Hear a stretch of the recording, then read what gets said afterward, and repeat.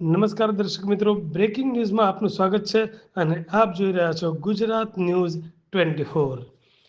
Vibrant કોન્ફરન્સમાં ગુજરાતના મુખ્યમંત્રી ભૂપેન્દ્રભાઈ પટેલ તેમજ કેબિનેટ મંત્રી બળવંતસિંહ રાજપૂતની હાજરીમાં સમાપન ઉદ્બોધન કરવામાં આવ્યું.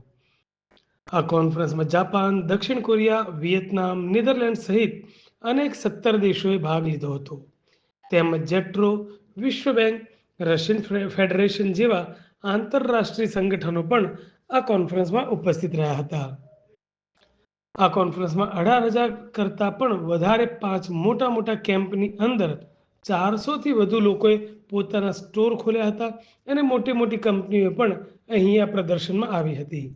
ગુજરાતના ઉદ્યોગપતિ જેમ કે Gautam Adani group, Karsanbhai Patel Nirma group, Torrent group સુધીરભાઈના પુત્ર તેમજ ગણપતિ યુનિવર્સિટીના ગણપતભાઈ પટેલ તેમજ ગુજરાતના અનેક ઉદ્યોગપતિ સમાપન કાર્યક્રમમાં હાજર રહ્યા હતા. ગતરોજ 19થી વધારે MOU ગુજરાતના મુખ્યમંત્રી ભૂપેન્દ્રભાઈ પટેલના હસ્તે થયા હતા. 2 દિવસની અંદર 50 જેટલા સેમિનાર યોજાશે, જેમાં ગતરોજ 20 જેટલા સેમિનાર યોજાયા હતા અને આજે 30 સેમિનાર યોજાય છે. તેમાં સરકારની મધ્યસ્થી સાથે કરોડો રૂપિયાના MOU થવાની શક્યતાઓ છે. અત્યાર સુધી 1.5 લાખ ઉદ્યોગો હતા અને તે હવે 27 લાખ થઈ ગયા છે. ગુજરાત દિન પ્રતિદિન આગળ વધી રહ્યું છે અને તેમાં ગ્રોથ વધતો જઈ રહ્યો હોય તેવું લાગી રહ્યું છે.